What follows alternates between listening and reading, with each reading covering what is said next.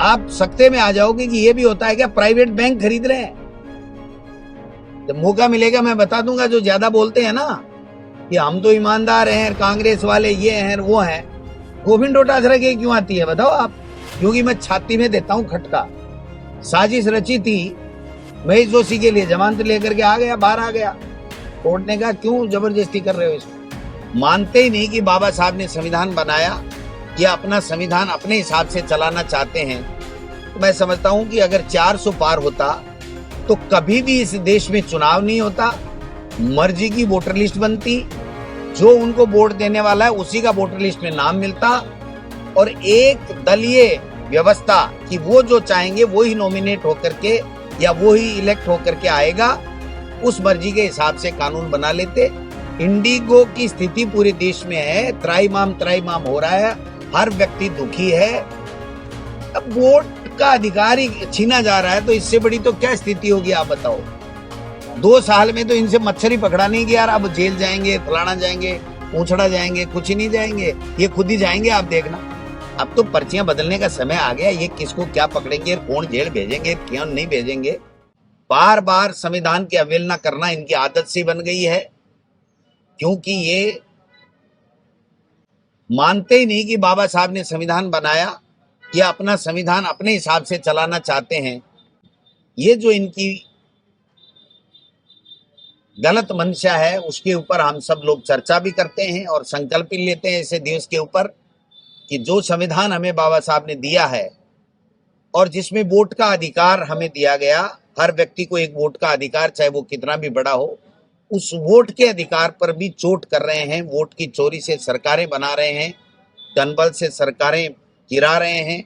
ये संविधान का खुला उल्लंघन है। मैं समझता हूं कि ऐसे अवसर के ऊपर हम सब लोग संकल्प लेकर के इसका पुरजोर विरोध करेंगे। हमारा संविधान और मजबूत बने, हमारा लोकतंत्र और मजबूत बने, इस दिशा में हम कांग्रेस के लोग, कार्यकर्ता सब लोग काम करें।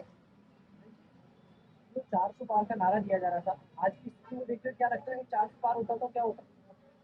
ये संविधान परिवर्तित होता, ये आरक्षण की व्यवस्था खत्म होती, जैसे मोहन भागवत जी कह रहे हैं कि अब इसकी समीक्षा करने की जरूरत है। इसको पहले उन्होंने ये भी कहा था आरक्षण की व्यवस्था समाप्त होनी चाहिए। तो मैं समझता हूं कि अगर 400 पार होता तो कभी भी इस देश में चुनाव नहीं होता, मर्जी की वोटर लिस्ट बनती, जो उनको वोट देने वाला है उसी का वोटर लिस्ट में नाम मिलता, और एक दलीय व्यवस्था कि वो जो चाहेंगे वो ही नॉमिनेट होकर के या वो ही इलेक्ट होकर के आएगा, उस मर्जी के हिसाब से कानून बना लेते। आम व्यक्ति को अपनी स्वतंत्रता बोलने की हो, चाहे वोट देने की हो, चाहे जनप्रतिनिधि चुनने की हो, वो खत्म हो जाती। मुख्यमंत्री जी गंगानगर से आपको खूब याद कर रहे थे, डोटासरा कि हम शेखावाटी को पिलाएंगे गंगा का पानी। अभी तक तो डीपीआर ही नहीं बनी। 4 महीने में डीपीआर बना रहे थे और 24 महीने हो गए, तो 20 महीने तो ऊपर हो गए। और कब पर्ची बदल जाए मुख्यमंत्री जी, इसलिए जो जल्दी करना हो करो। 1 रुपए का बजट मुख्यमंत्री जी बता दें यमुना जल के लिए दिया हुआ, तो मैं मान जाऊंगा कि उनका प्रयास है। अभी तो हरियाणा वालों ने एक मीटिंग ली है, वो भी दिखाने के लिए, क्योंकि पंचायत राज और नगर निकाय के चुनाव आ रहे हैं। ईआरसीपी के लिए कितना हल्ला करते थे कि हम राष्ट्रीय परियोजना बनाएंगे और पैसे देंगे, 1 रुपया नहीं दिया। राष्ट्रीय परियोजना के लिए राहुल गांधी जी के जवाब प्रश्न के ऊपर लोकसभा में मनाही कर दी, और यहाँ जो स्टेट फंड से हमने चालू किया था उस काम को आगे बढ़ाया। उसमें अडानी को पूरे के पूरे ठेके दे दिए गए, एक भी ठेका दूसरे व्यक्ति को नहीं दिया गया। ये इनकी चाल चरित्र जो है वो ये है सबके सामने। पूरे देश में एयरपोर्ट की क्या स्थिति है, इंडिगो की फ्लाइट राहुल गांधी, ये जो इंडिगो की स्थिति है ना, वही पूरे देश की स्थिति है। इंडिगो की स्थिति पूरे देश में है, त्राईमाम हो रहा है, हर व्यक्ति दुखी है। अब वोट का अधिकार ही छीना जा रहा है, तो इससे बड़ी तो क्या स्थिति होगी आप बताओ? साधारण से साधारण आदमी के ऊपर अगर वो बोल रहा है तो उसके ऊपर ईडी इनकम टैक्स आ जाएगा। और इनके देखो, इनके नेताओं के मैं नाम बता दूं तो आप सकते में आ जाओगे कि ये भी होता है क्या, प्राइवेट बैंक खरीद रहे हैं। जब मौका मिलेगा मैं बता दूंगा। जो ज्यादा बोलते हैं ना कि हम तो ईमानदार हैं, कांग्रेस वाले ये हैं वो हैं, प्राइवेट बैंक खरीद रहे हैं 200 500 1000 करोड़ का, और बातें करते हैं बड़ी बड़ी। उनके तो नहीं आती ईडी, गोविंद डोटासरा के क्यों आती है बताओ आप? क्योंकि मैं छाती में देता हूं खटका, आरएसएस को पूरी तरीके से एक्सपोज करता हूं, बीजेपी को पूरी तरीके से एक्सपोज करता हूं। कहां गए वो मगरमच्छ? कहां गए? उस नेता को पकड़ लेंगे, उस नेता को पकड़। साजिश रची थी महेश जोशी के लिए, जमानत लेकर के आ गया, बाहर आ गया। कोर्ट ने कहा क्यों जबरदस्ती कर रहे हो इसमें?